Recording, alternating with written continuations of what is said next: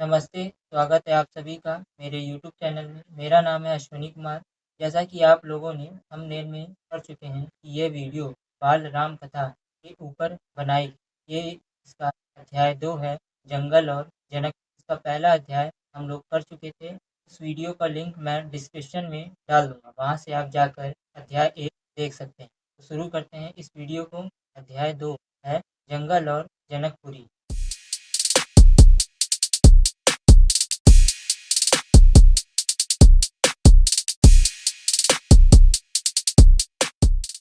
राजमहल से निकलकर महर्षि विश्वामित्र सरयू नदी की ओर बढ़े। दोनों राजकुमार साथ, उन्हें नदी पार करनी थी। आश्रम चलने के लिए विश्वामित्र ने अयोध्या के निकट नदी पार नहीं की। दूर तक सरयू के किनारे किनारे चलते रहे। दक्षिण तट पर, उसी तट पर जिस पर अयोध्या नगरी थी, वह चलते रहे। नदी के घुमाव के साथ साथ राजमहल पीछे छूट गए। उनकी आखिरी बस्ती भी निकल गई। चलते चलते एक तीखा मोड़ आया तो सब कुछ दृष्टि से ओझल हो गया। राम और लक्ष्मण ने एक बार भी पीछे मुड़कर नहीं देखा। उनकी नजर सामने थी, महर्षि विश्वामित्र के सधे कदमों की ओर। सरयू की चमक धीमी पड़ने लगी। शाम होने को आई। राजकुमारों के चेहरों पर थकान का कोई चिन्ह नहीं था। उत्साह था। वह दिन भर पैदल चलते थे और चलने को तैयार थे। महर्षि अचानक रुके। उन्होंने आसमान पर दृष्टि डाली। चिड़ियों के झुंड अपने बसेरे की ओर लौट रहे थे। आसमान मटमैला लाल हो गया था। चरवाहे लौट रहे थे। गायों के पैर से उठी धूल में आधे पीछे हुए। हम आज रात नदी तट पर ही विश्राम करेंगे, महर्षि ने पीछे मुड़ते हुए कहा। दोनों राजकुमारों के चेहरे के भाव देखते हुए विश्वामित्र हल्का सा मुस्कुराए। राम के निकट आते हुए उन्होंने कहा, मैं तुम दोनों को कुछ विद्याएं सिखाना चाहता हूँ। इन्हें सीखने के बाद कोई तुम पर प्रहार नहीं कर सकेगा, उस समय भी नहीं जब तुम नींद में रहोगे। राम और लक्ष्मण नदी में मुंह हाथ धोकर लौटे। महर्षि के निकट आकर बैठे।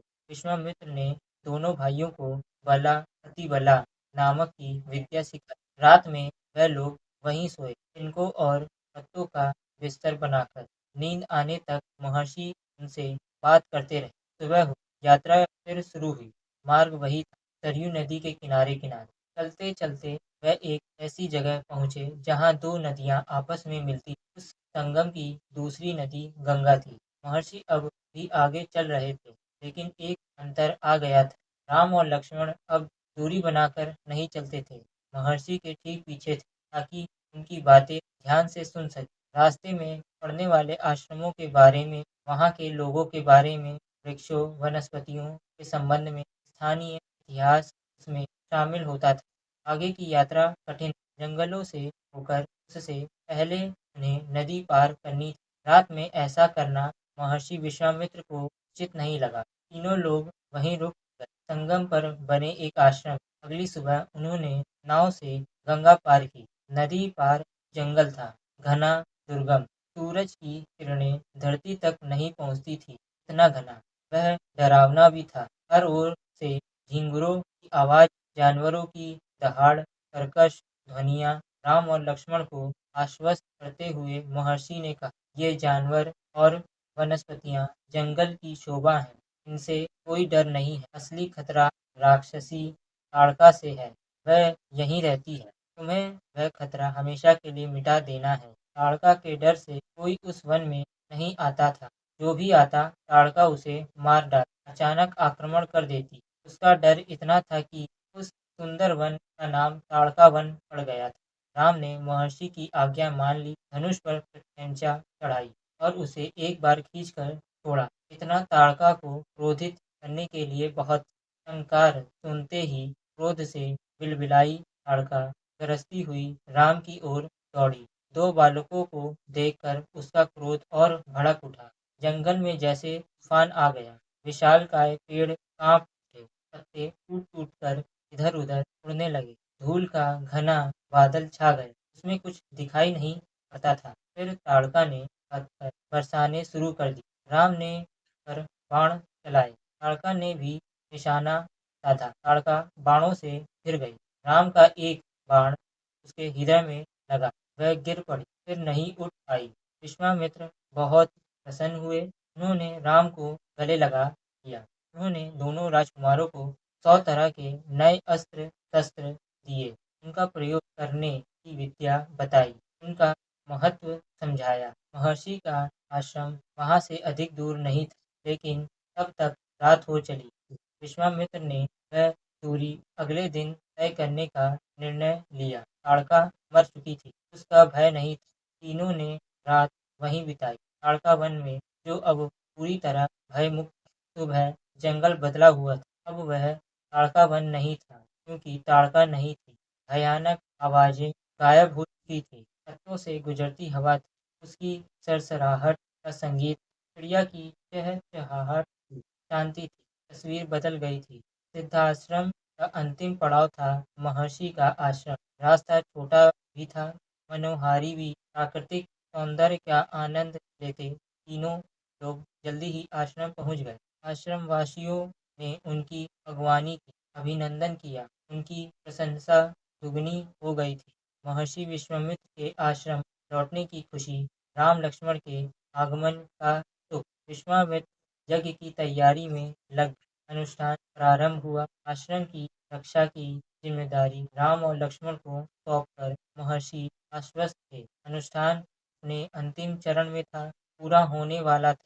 कुछ ही दिनों में, 5 दिन तक सब ठीक चल रहा था। शांति से, निर्विघ्न। लगता था कि राजकुमारों की उपस्थिति ने ही राक्षसों को भगा दिया है। राम और लक्ष्मण ने यज्ञ पूरा होने तक न सोने का निर्णय किया। वह लगातार जगते रहे, चौकस रहे, कमर में तलवार, पीठ पर तोरण, हाथ में धनुष, प्रत्यंचा चढ़ी हुई, हर स्थिति के लिए तैयार। अनुष्ठान का अंतिम दिन। अचानक भयानक आवाजों आसमान भर गया। सुबाहु और मारीच ने राक्षसों के दल बल के साथ आश्रम पर धावा बोल दिया। मारीच क्रोधित था, यज्ञ के अलावा भी इस बात से कि राम लक्ष्मण ने उसकी माता को मार डाला था, ताड़का को। राम ने राक्षसों का हमला होते ही कार्रवाई की, धनुष उठाया और मारीच को निशाना बनाया। मारीच बाण लगते ही मूर्छित हो गया, बाण के वेग से बहुत दूर जाकर गिरा, समुद्र के किनारे। वह मरा नहीं। जब होश आया तो उठकर दक्षिण दिशा की ओर भाग गया। राम का दूसरा बाण सुबाहु को लगा, उसकी प्राण वहीं निकल गई। सुबाहु के मरने पर राक्षस सेना में भगदड़ मच गई। वह चीखते चिल्लाते भागे। कुछ लक्ष्मण के बाणों का निशाना हुए, अन्य जान बचाकर भाग खड़े हुए। महर्षि विश्वामित्र का अनुष्ठान संपन्न हुआ। राम ने महर्षि को प्रणाम करते हुए पूछा, अब हमारे लिए क्या आदेश है? मुनिवर। महर्षि ने राम को गले लगाया, कहा, हम लोग यहाँ से मिथिला जाएंगे, महाराज जनक के यहाँ, विधिय राज के दरबार में। मैं चाहता हूँ कि तुम दोनों मेरे साथ चलो, उनके आयोजन में हिस्सा लेने। महाराज के पास एक अद्भुत शिव धनुष है, तुम भी उसे देखो। राम और लक्ष्मण अगली यात्रा को लेकर उत्साहित थे। नए स्थान देखने और जानने का अवसर। सोन नदी पार कर विश्वामित्र मिथिला की सीमा के पास पहुँचे। अपने शिष्यों और राजकुमारों के साथ वह गौतम ऋषि के आश्रम से होते हुए नगर में पहुँचे। राजा जनक ने महल से बाहर आकर विश्वामित्र का स्वागत की। तभी उनकी दृष्टि राजकुमारों पर पड़ी। विधेय राज चकित रह गए। वह स्वयं को रोक नहीं पाए। महर्षि से पूछा, यह सुंदर राजकुमार कौन है? मैं इनके आकर्षण से खिंचता जा रहा हूँ। ये राम और लक्ष्मण हैं, महाराज दशरथ के पुत्र। मैं इन्हें अपने साथ लाया आपका अद्भुत धनुष दिखाने। विदेहराज ने महर्षि, उनके शिष्यों और राजकुमारों के ठहरने की व्यवस्था की। एक सुंदर उद्यान में अगले दिन सब आमंत्रित लोग, ऋषि मुनि और राजकुमार यज्ञशाला में उपस्थित हुए। वहां महर्षि ने फिर धनुष का उल्लेख किया। महाराज जनक ने अपने अनुचरों को आज्ञा दी। शिव धनुष को यज्ञशाला में लाया गया। शिव धनुष सचमुच विशाल था, लोहे की पेटी में रखा हुआ था। पेटी में पहिए लगे हुए थे, 8 पहिए। उसे उठाना लगभग असंभव था। पहियों के सहारे खिसकाकर उसे एक से दूसरे जगह ले जाया जाता था। अनुचर मुश्किल से उसे खींचते हुए यज्ञशाला में ले आए।